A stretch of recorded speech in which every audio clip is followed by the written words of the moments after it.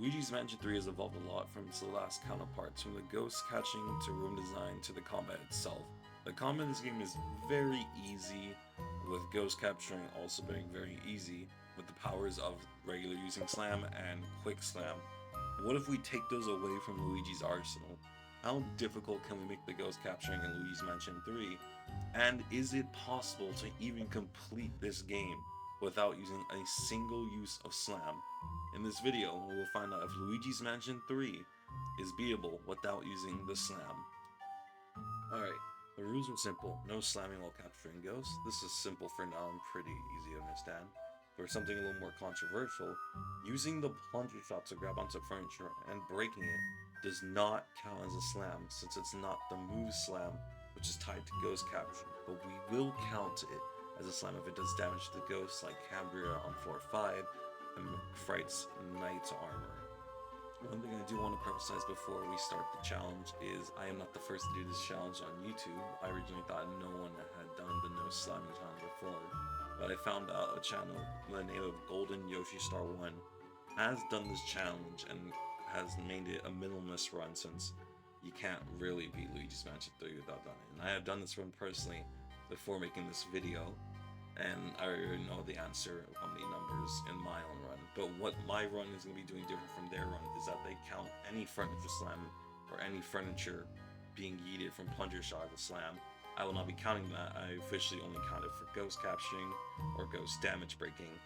So, as that being said, we'll get started straight into the video, and I'll leave Golden Yoshi Star's channel and video in the description below.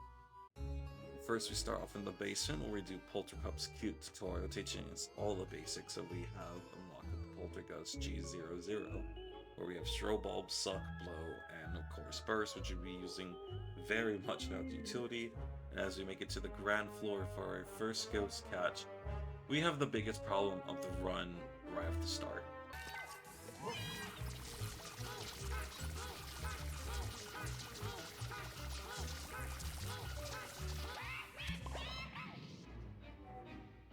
Oh, that's bad.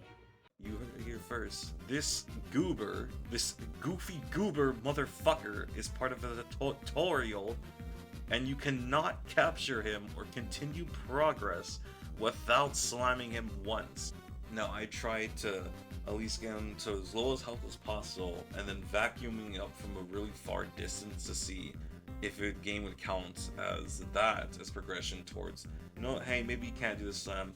Give him the go fire into the fight. But unfortunately, it doesn't work, and it just plays a special animation that all ghost types have that I didn't even know had in this game until this rerun of the challenge. And I tried doing burst during the slam, and that doesn't work. So unfortunately, we have to add 1 to the board because this goofy goober doesn't want to continue the fight. Now after this, we find EGAT trapped in painting. That's Karma. Then we find the Dark Light device, and we deal with a few bad ghosties, and then we save EGAD and head back to the bunker where we find Stewards. And yeah, we're just gonna play this little fun glitch that happened during Stewards boss fight. Oh, what happened to the suitcases? The suitcases just like instantly appeared and then reappeared. I think it did that because of the camera close up. Now next up is floor 5, we have a next boss to deal with is Cambria. Now the difference between Cambria and any other ghost boss is she's the only ghost boss you cannot suck up to drain health. You have to use the plunger shot to tie it to the suitcase and then yeet her around to drain her health, which you have to do 3 slams for every time you interact with her 3 times. So we're gonna have to unfortunately add 9 slams to the boards, and yeah, that just sucks. Oh, I almost had it. I actually don't know how to do that trick. I want you in my collection.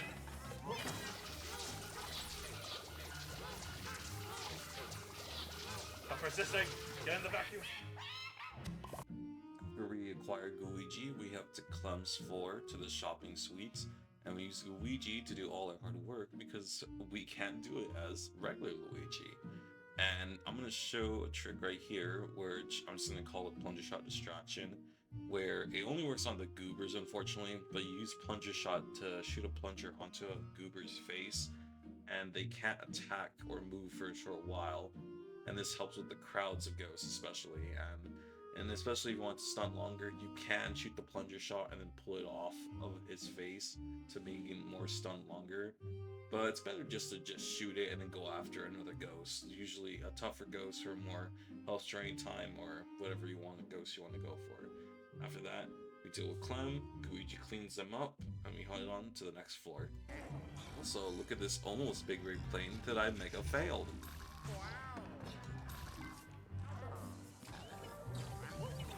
Yes. No, Luigi! No, I slammed! God damn it. Fuck. Okay, we gotta return the tile screen, we gotta restart. No, god dang it. I didn't mean to slam, I just wanted us to get double suction on him. Now we finally reach floor 2, where the game teaches you your first instance what to do and handle a big crowd of ghosts.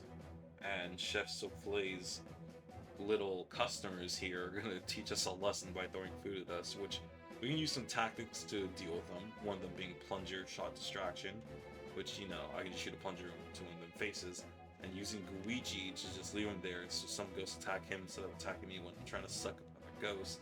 And of course, when capturing ghosts, if a ghost is near me ready to hit me or punch me, I can hold the direction the ghost is running towards to quickly get out of the way and evade the hit, and as well as using bursts to deal with big crowds of ghosts if I can't deal with them accordingly. Ah, frick. One shot one of them. Ah! Alright, you. Give me you. Come here. It's too many! Next we have Chef Souffle. Try saying that 5 times fast.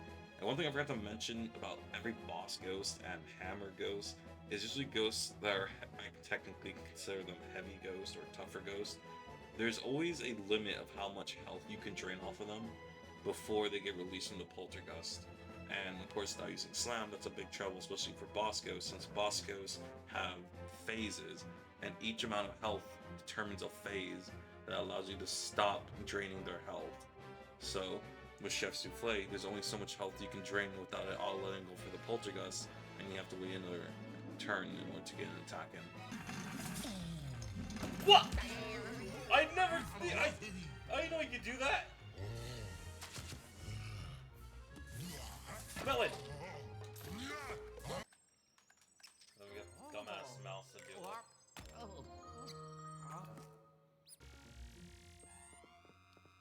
Shebang. I hate the rats. Call Shredder. Check out these motherfuckers.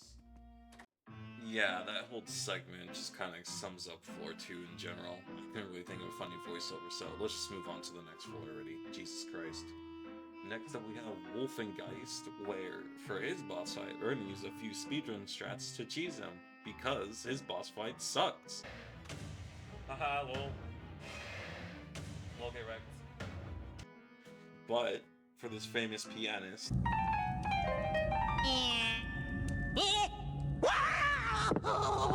you get the fuck out of here.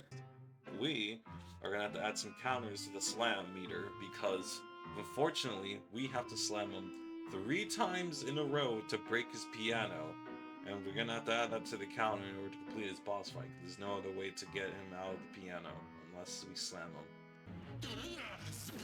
How many times do I have to teach you this lesson, old man?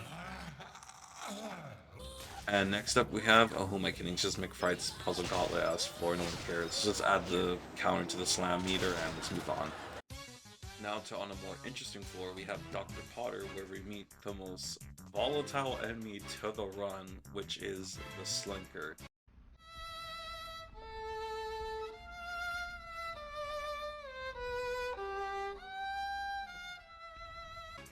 Now, the previous counterpart, the Sneakers, were very much annoying in Dark Moon, so much to the point where it made the game really annoying to just play it in. Probably already was for most people. The thing about the Slinker is it's usually balanced in the game when you're using Slam, and when you're not using Slam. In a big crowd of ghosts, they can stun lock the fuck out of you to annoy and send back by jump scaring Luigi, grappling Luigi, or just straight up hitting Luigi while trying to suck up anything. And it's the most annoyingest thing ever. And only I can suck at a video game with a vacuum. Not the enemies! Fuck! Now onto Dr. Potter's boss fight as a whole, and probably many other ghost bosses from here onward that they take a lot of time to defeat now that they have way more massive health, and since we're not using slam, there's only so much health the game allows me to drain for each phase. While it's not a difficult boss fight, you could definitely manipulate easily by running in front of, I don't even know what the fuck this plant's called, this little chompy plant. You can just run in front of them twice to activate his close range attack, and then he finally goes into his long range attack. But it's pretty easy to manipulate this boss fight, I'd say. I did it.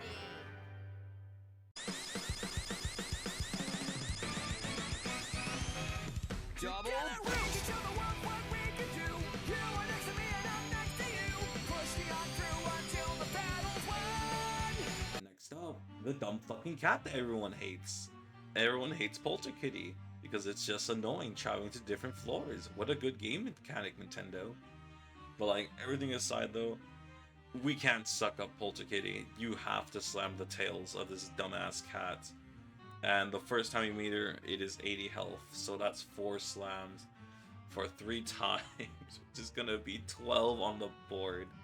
I hate this stupid fucking purple cat. I forgot there's a trapper ghost that you have to slam, and I forgot to delete that part and accidentally deleted it, and I'm not going to figure out if I just get that little segment part. So yeah, that's another one to the slam meter. That's my bad. Continue on.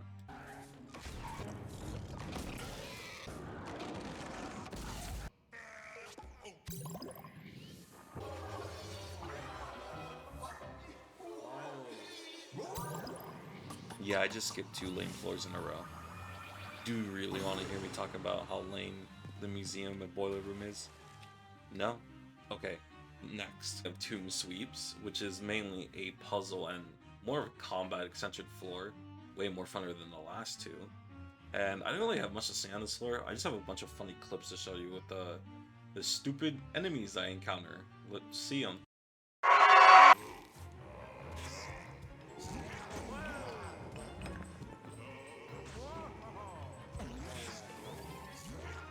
get off of me. Oh my god, I'm getting assaulted. No, leave me alone. Stop going the other way.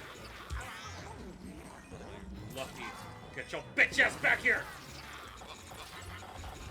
What the fuck is going on?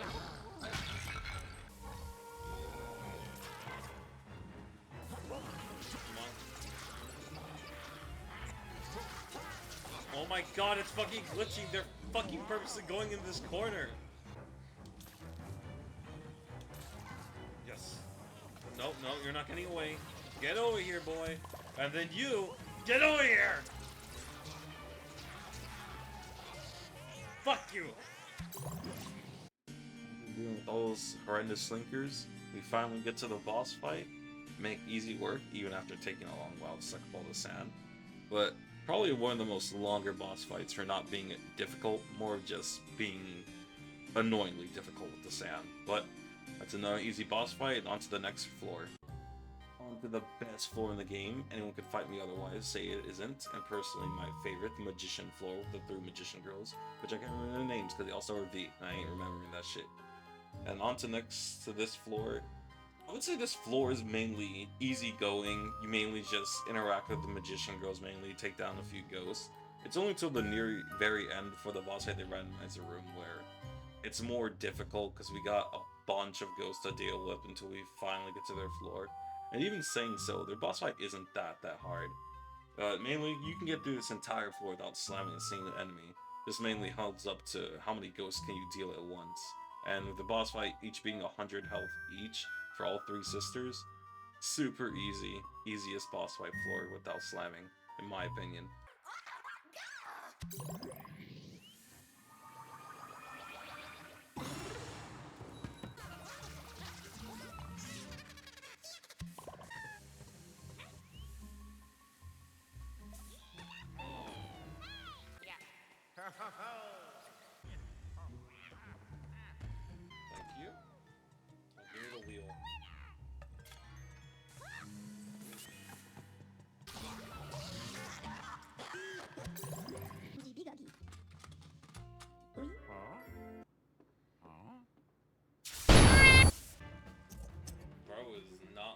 the smoke addiction, bro.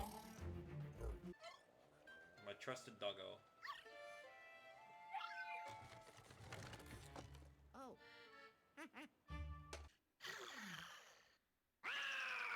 He's like, this chick really just did that. Put makeup in front of me. Now that we can finally talk about the slam challenge again, I felt like that whole last moment was just a real me doing gameplay. The gym is a whole slam fest. Literally, the slam is gonna get overloaded from this gym alone, from how many times you have to slam. And we're gonna first start off with the boss ghost, Johnny Deepend. You have to slam him. You can't suck up his or drain his life meter when he's stuck in the drain. Then Polterkitty comes here, I believe, on this floor. And you gotta deal with the big dumb fucking cat again. I love dealing with the cat, and guess what? The cat has 100 HP this time. And you have to do 5 slams on top of that. And guess what? Even dealing with Polterkitty here, there's a Trapper Ghost that you have to slam. So, it's gonna edit in all these things and show you the meter, but we're also gonna show some chaotic clips, because, remember how I said slinkers and a bunch of horde enemies are a bad thing in this game with no slamming? Yeah, let's just cut to the reels where we show that off real quick, and then, we'll go to assaulting Polterkitty in the next shot.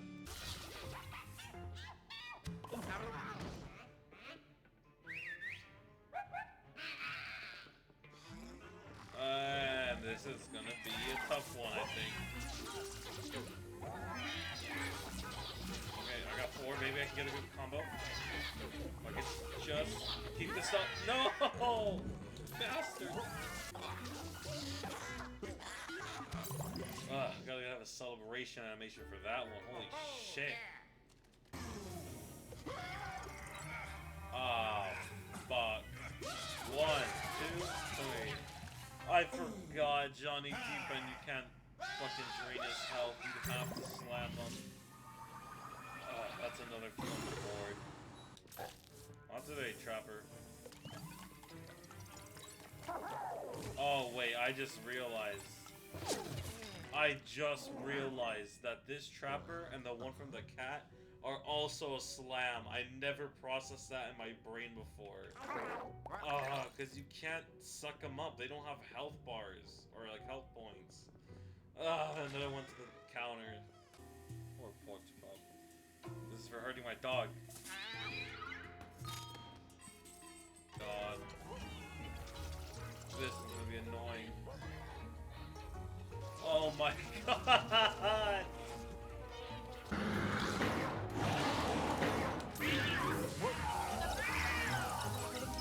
Get in the vacuum cat!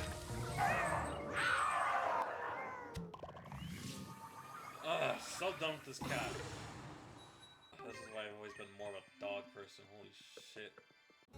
So yeah, we had to slam a shit ton for one floor alone, which is a big detrimental cause because of that fucking cat and then a bunch of other enemies. But with DJing Phantasmagoria, you really don't have to slam anything actually. You kind of just play the boss fights you normally would without slamming, and well, I don't really have, again, much to say on this boss. It is just doing the boss without slamming, and there's not really anything in the environment I need to use Plunger Shot on. I just ran into funny glitches again, so let's show them.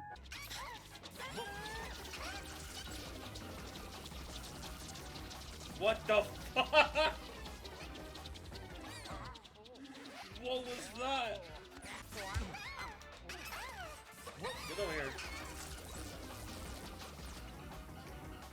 Oh, what was that visual bug? I forgot about this one. Nope, another slam to the board. Fucking frame rate though.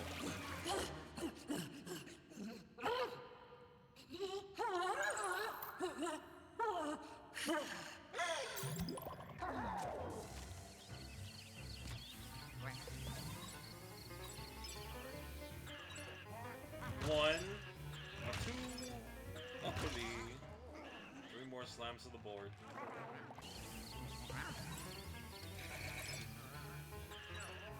Yeet! Yeet!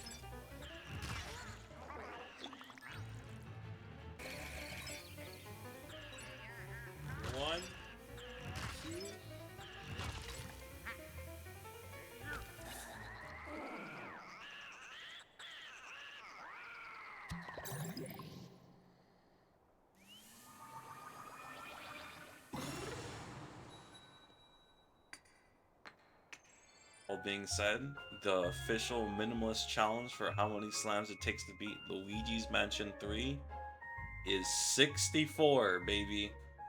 And that being said, this shit took forever to edit. I appreciate if you just leave me one like. That's all I want. I don't give a shit. And let me know if I should do this challenge on Scare Scraper that has a timer. Boy, that'll be fun. Later.